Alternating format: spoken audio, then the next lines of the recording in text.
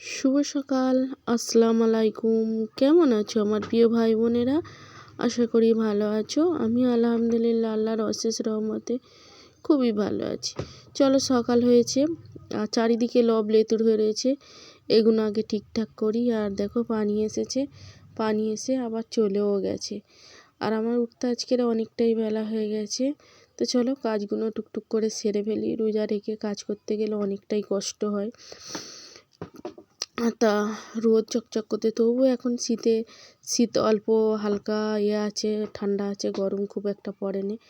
তা ওখানে পানি তোলা আছে, ওখানে আর মাজামুজি করবো না, হাঁড়ি এগুলো মাজামুজি করবো আজকের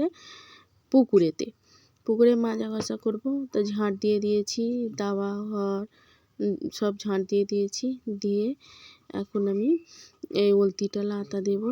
দেওয়ার পরে তারপর ওখানে মাটি ভিজিয়েছি, ওতে বেশি করে পানি দিয়েছি, কারণ পানি দিয়ে লাতা দিতে হবে, না হলে চটা উঠবে।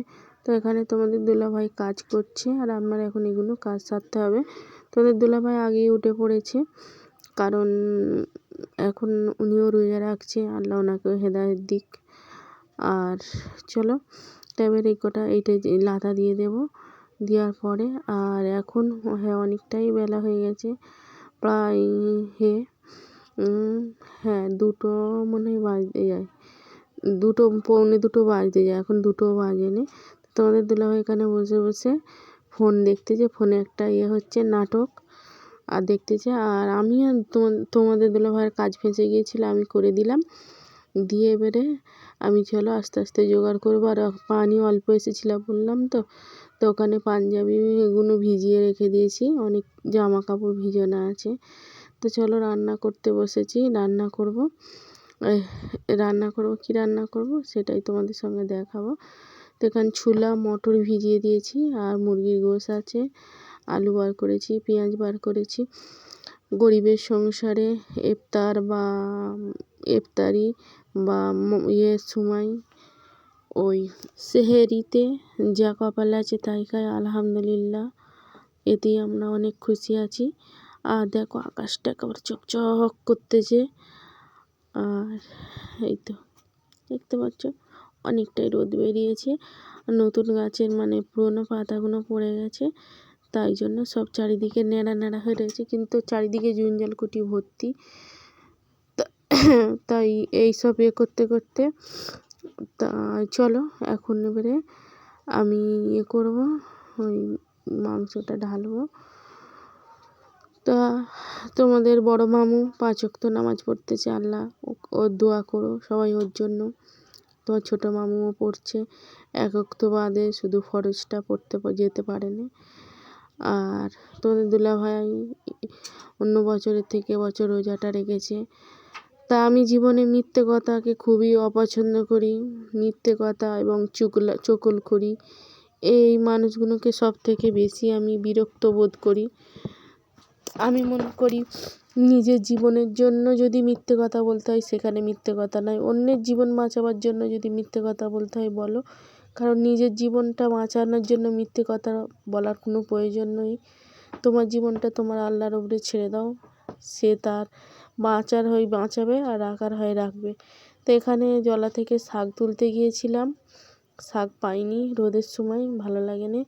তা আগের দিনে থোড় রান্না করেছিলাম, তার থোড় একটুখানি আছে, থোড়টাকে কেটে রেখে দিয়েছি।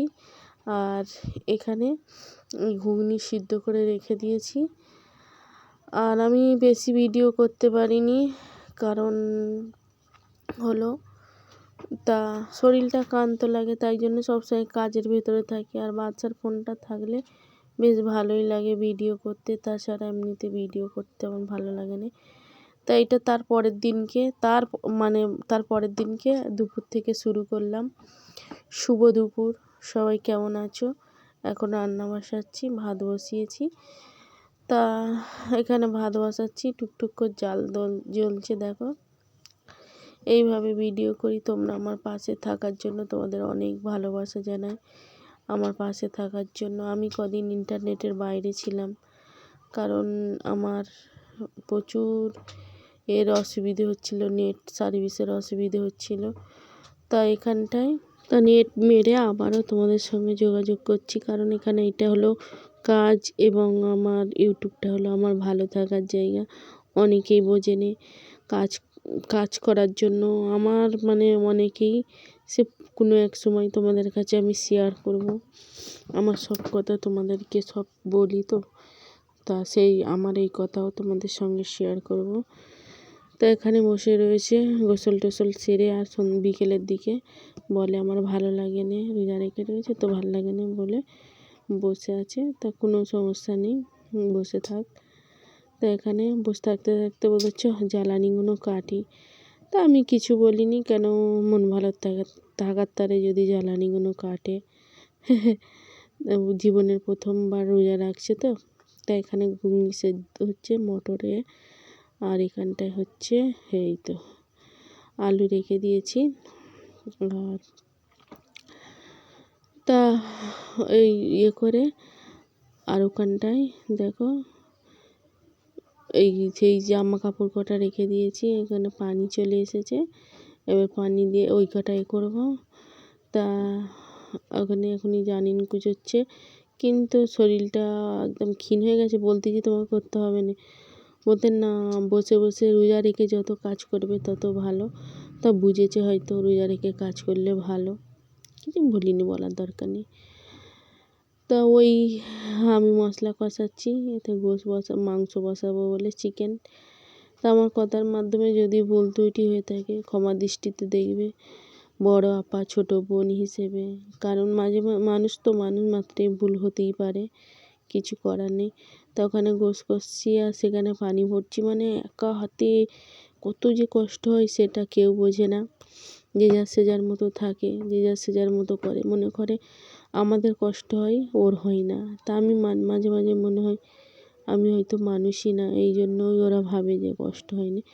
কিন্তু আমার ছেলেটা আমাকে খুব ইয়ে করে। তো এখানটায় এইটার ভিডিওটা সোজা করা হয়নি। তো এখানটায় চিকেন রান্না হয়ে গেছে, আর চিকেন রান্না করেছি। আর এই সেই বললাম তারপরের দিনকে, এইটা তারপরের দিনকে সেই ডাল আর করেছি। তার আগের দিনকে আর আজকের করেছি একটা মাছ আছে, বেগুন দিয়ে মাছ দিয়ে করেছি। এই তো বেগুনটা দিয়ে মাছ দিয়ে, তোমাদের দুলাভাই সবজি খাই যেহেতু। আর এখানে আছে ঘুগনি। এই তাই মানে আমি যা রান্না করি মোটামুটি শেষ হয়ে যায়, কারণ বেশি করলে খাবার লোক নেই। আর এখানটায় রোজার ইফতার করার জন্য রেডি করেছি। কি কি আছে দেখো, 3টে কলা আছে, আর ইফতারের টাইম হয়ে গেছে আজকের। তাই এই তো আমাদের জীবন, এই তো আমাদের তাই এই জোগাড়। আলহামদুলিল্লাহ রোজাটা পুরো পূরণ হয়ে গেল। সবাই দোয়া করো যেন আমাদের রোজা আল্লাহ পাক কবুল করে। আর আমার সর্দি করেছে প্রচণ্ড, নাক দিয়ে কাঁচা পানি বেরোচ্ছে। আর এখন খাচ্ছি আমি ঘুগনি মুড়ি, আর আমি শুকনো শুকনো খেতে পছন্দ করি। আর এখানে আমার মামাতো ভাই উমরা হজে গেছে, তা আমাকে ভিডিও করে পাঠিয়েছে। তা আমি ভিডিওটা ছাড়ছি, সবাই ওদের জন্য দোয়া করবে। আমরা মানুষটা দোয়া ছাড়া আর কিছু করতে পারি না, কারণ আল্লাহ পাক সবার হাত তোলাকে কবুল করুক। যে যে মনস্তবে গিয়েছে এবং আল্লাহ পাক তাদের সেটাই কবুল করে নিক। কারণ আমাদের তো আর এখানে যাওয়ার তৌফিক দান করুক আল্লাহ, আমাদের তো নেই, কিন্তু অনেক মানুষ আছে যারা যায়। তা খুব শখ এই জায়গাটা দেখার, কিন্তু আল্লাহ পাক আমাদের কপালটা এত ভালো রাখেনি যে ওই জায়গাটাই যাব। তো যারা গেছে তাদের জন্য দোয়া করো, সবাই যেন হজের তৌফিক দান করে। তা আমার মামার ছেলে মানে আমাকে পাঠিয়েছে, আমি জিজ্ঞাসা করে ছাড়বো, বলতেছে আচ্ছা ঠিক আছে ছাড়ো। তো ওকে অনেক আগে বলেছিলাম ভিডিও করে ছাড়বি, তা হজে গিয়ে ভিডিও করে ছেড়েছে। তা আমার মামারা একসময় অনেক কষ্টই হয়েছে, মানে কষ্টই দিন গেছে। আল্লাহ পাক কার কীরকম ভাগ্য ঘুরিয়ে দেয় সেটা একমাত্র আল্লাহ ছাড়া কেউই জানে না। কারণ এক সময় আমার এই মামার ছেলেটা এত কষ্ট করে লেখাপড়া শিখেছে, এত কষ্টর জীবন ওদের, সে কষ্টের কথা বললে চোখে পানি থাকবে না। আমার মামা তখন ভ্যান চালাতো, মানে রিক্সা চালাতো। আর 2 ছেলে 2 মেয়ে। আমার ওই মামাতো ভাইটা মাথা ভালো লেখাপড়া শিখবে, কিন্তু কি করবে, গরিবের ছেলে, বাবা কত কষ্ট করে কিভাবে লেখাপড়া শেখাবে। নিজের কাজ করে লোকের খেতে এবং মানে ওই জলায় নিজে ধান চাষ করে অনেক কষ্ট করে পায়ে হেঁটে স্কুলে গিয়ে নিজের মানে অনেক পরিশ্রম করেছে, করে লেখাপড়া শিখে বিয়ে মানে ফার্স্ট ইয়ার পর্যন্ত পড়ে সেকেন্ড ইয়ার পর্যন্ত পড়ে আর যায়নি। কিন্তু আমার মামা অবস্থা খারাপ ছিল, কিন্তু আল্লাহর অশেষ রহমতে ছেলেদের ঠিকঠাক লেখাপড়া শিখিয়েছে আর মানুষ করেছে মোটামুটি। আর আমার মামার ছেলেটা তারপরে দেখলো যে এই দেশে থেকে কিছুই করতে পারবে না, জীবনে খাওয়া পড়াটাই হবে, তারপরে আর কিছুই হবে না। তারপরে বিদেশে চলে গেল, আরবে। সেখানে গিয়ে 2 বছর, এটা মনে হয় অনেক দিন, অনেক বছর, অনেকবার গেছে। তা থেকে আল্লাহ এখন সময় ফিরিয়ে দিয়েছে। তাই তো বলছি আল্লাহ কখন কার সময় ফেরায়। আর পরিশ্রম আর ঘুম কখনো মানুষকে ঠকায় না। তা বললে আমার মামার পরিবারের সবাই অনেক পরিশ্রম করে। আমার মামি অনেক খাটে। আমার মামি ছেলেপুলেদের নিয়ে তো জন লাগায়নি, নিজে কোমরে করে করে ধান বয়ে এবং এত পরিশ্রম করে। চোদ্দ বৈশাখের রোদে কোনো দিন জুতো পায়ে দেবে না, পাকা রাস্তায় হাঁটবে, অনেক কষ্ট করে আমার মামি। তাই জন্য আল্লাহ পাক অভাব বললাম তো, কষ্ট এবং ঘুম আল্লাহ কখনো তোমাকে এইগুলো ঠকায় না। কষ্ট করলে কেষ্ট ঠিকই মেলে।